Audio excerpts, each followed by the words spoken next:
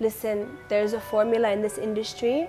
Don't break the formula. Don't do songs, don't do South songs, don't do reality shows, don't do TV. You do any of this stuff, you're over. Pack your bags, go back to your country. Like that.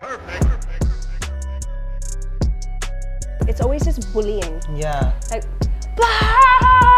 Arey, hey, aja, come, see her Hindi. Like this, calling everybody to come look at, like I'm some circus. You know what I mean? At that time, I was like, you know what, Nora? You're sacrificing 20 lakhs for a bigger picture. So I'm just like, I have to make it. I have to make it. Perfect. She's already danced her way to your hearts, but with her performance in Batla House, she's expected and planning to take you by a sweet surprise. Welcoming Nora Fatehi in a conversation with Pink Villa. Thank you, Nandeep. I just How read your name. I've been good. Yeah, I've been really good. Of course, I'm overwhelmed with the response I'm getting for Saki. Yeah. You know, Nora, today you've created a space of your own. That's primarily happened right after Dilbar. Let's start with where you started, you know, the humble beginnings that you come from. You never had a godfather in the industry. No. Was it difficult the first few years? It still is difficult today. Some people don't really know, I actually am from Canada. So I came from Toronto with the idea of being able to kind of work in the entertainment industry here. Yeah. So I came via an agency, and you know, life for foreigners in India through agencies is very difficult. We go through a lot, and people don't know. You know, we go through, they take our money, they don't give us our money. That has happened to you? Yeah, it's happened to me. I've lost like I remember my first agency, which I came from Canada to India. That agency was really aggressive with their models in terms of behavior and stuff, and I didn't feel like I was being guided the right way with them, so I wanted to leave them. So in order to leave, they're like, okay, so we're not going to give you your money. And that was how much money? That was at that time 20 lakhs. Oh my God. Which I had made from my first ever ad campaign I did with Dove. Yeah. And that was like my first ever opportunity in front of the camera, in a commercial, you know, acting and doing all that. And I did a couple of commercials after Dove. I did one with Virat Kohli for Toyota. I did one for Parachute Body Lotion. So I was a face for a lot of brands when I came to India initially, which is how I knew that I had a knack for being in front of the camera. But unfortunately, because I wanted to leave that agency to pursue a better management, I had to sacrifice. At that time, I was like, you know what, Nora? You're sacrificing 20 lakhs for a bigger picture, you know what I mean? Yeah. And it really hurt at that time for me, but I saw a lot of other girls in my situation who had to go through the same thing, who would leave India after their contract is done and they would never get their money. I remember initially when I first came, you know, I had to share an apartment with a lot of girls. Yeah. And you're not told that. You know, when you're coming from Canada to India as a model, they don't say, by the way, you're gonna share an apartment with 8 girls. You know what I'm saying? So and that must be really difficult also. I was shocked. I walk into this apartment, there's 8 girls and I'm freaking out, you know. And you know, there was a lot of competition, and in between, like, they stole my passport and I had to like leave the country and go back home to Canada. And then yeah, it was crazy. It was just for this dream of becoming an entertainer in Bollywood. I had to go through so much stuff. But this was when? Like, this was like 5 years back. Okay. Yeah. But I overcame all that, and then I kind of became headstrong in India, and I was like, I am gonna do this. So I got a Hindi teacher, started learning Hindi. I started going for auditions. Yeah. Now the auditions were very traumatic for me. Like because I was being sent to auditions when I was just learning Hindi. Do you know what I mean? So it was like, you know a little bit of Hindi. Chal, go, give the audition. And I'm not really mentally prepared, you know? So I would make a fool out of myself, and people are like unforgiving, you know? So they would laugh. Did they have mean comments?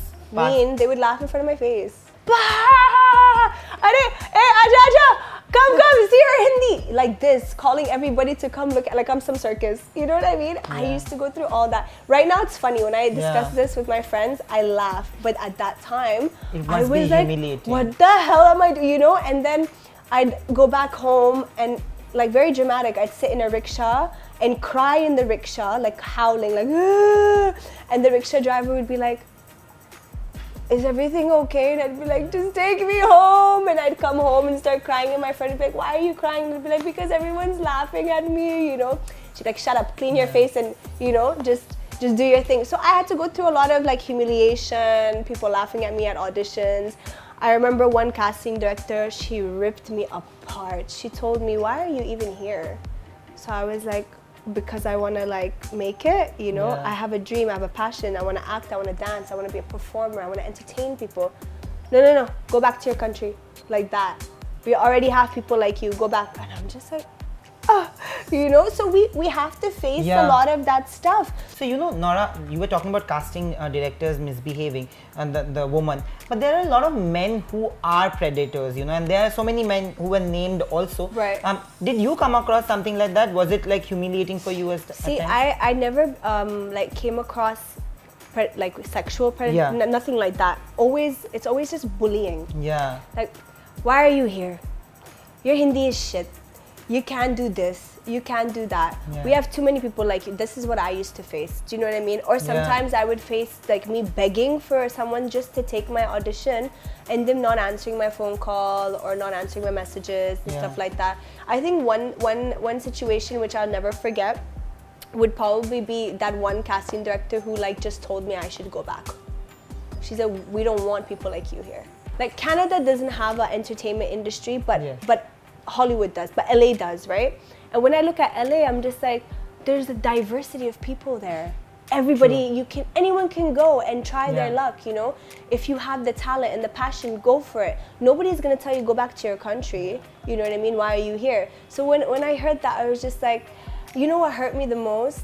We grew up watching Hindi cinema. When I say we, I mean like Moroccan people, like the Arabs. We watch Hindi cinema, we idolize Hindi cinema, you know what I mean? When you go to Morocco, you need to see what they do about Shah Rukh Khan. They're crazy about Shah Rukh Khan. Like Shah Rukh Khan's pictures are everywhere. People love him, you know what I mean? Amitabh Bachchan, you know what I'm saying? Like Madhuri Dixit, ma'am, Kajol, everybody, they're obsessed with them. And then to come to India and then have someone tell you, why are you here, get out of here, you know, we don't want you. It was like, oh my God, but we love you. You know what I mean? But we love this industry, but we grew up with this industry, you know what I mean? So then, but are these people your friends or family? It's like everybody. You know what I'm trying to say? Like people I know, colleagues, associates, classmates, friends, everybody. Do you know what I mean? Family, so they're like, what? You know, that's a different story. But so I was in between. People here are saying, go back home.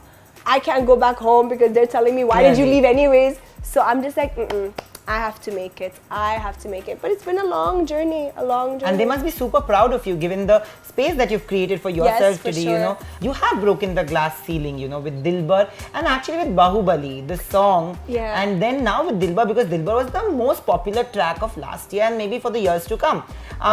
Do you see a change in perception among these people who initially criticized you? Or for sure, yes, for sure. I feel like, so initially when I started getting work, like my first film was a film called Roar, Tigers of the Sundarban, in which I was acting in. So I remember at that time, the people around me would say a lot of things like, listen, there's a formula in this industry.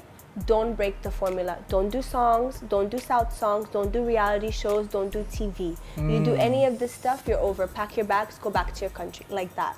So one day I woke up and I was like, why am I even listening to everybody? I'm gonna do whatever work comes my way. So reality shows came my way, I did them. I did Big Boss, I did Jhalak, you know what I mean? South songs came my way, I did all the South songs. In 1 year I did like 11 songs. Do you know what I mean? I just said work, just come to me. You never know who's gonna see me. So, and imagine I got Bahubali because of the other South songs I did. If I didn't do those South songs, then that director would have never thought of me for Bahubali. True. So everything in my career has been connected. By dots. One opened another door, opened another door, opened another door. And Dilbar happened because of one show I did in the South, like a Miss Femina Diva award show I did. So when they were casting for Dilbar, they seen that video and they're like, this is the style we want for Dilbar. So they had called me and asked me if I can do this for Dilbar. I was like, yeah, sure, you know. So that's how Dilbar happened for me. And of course, Kamariya also happened. But Kamariya I shot before Dilbar. And Kamariya happened because of Bahubali. So everything was connected. But as you can see, it's in the end of the day, it's a song that made me kind of explode. Thank you for this Thank lovely you. conversation, because it was nice to know the kind of struggles that you've gone through. I don't think a lot of people know that. They just know how you are and how you dance. People should actually get to know the real story behind your life, you know. It's what you've done is incredible. Thank you, I really appreciate All it. the Thank best, you so much. and thank you for doing Thank you this. for having me. Hey guys, this is Nora Fatehi. If you like this video, please like, share and subscribe to Pink Villa.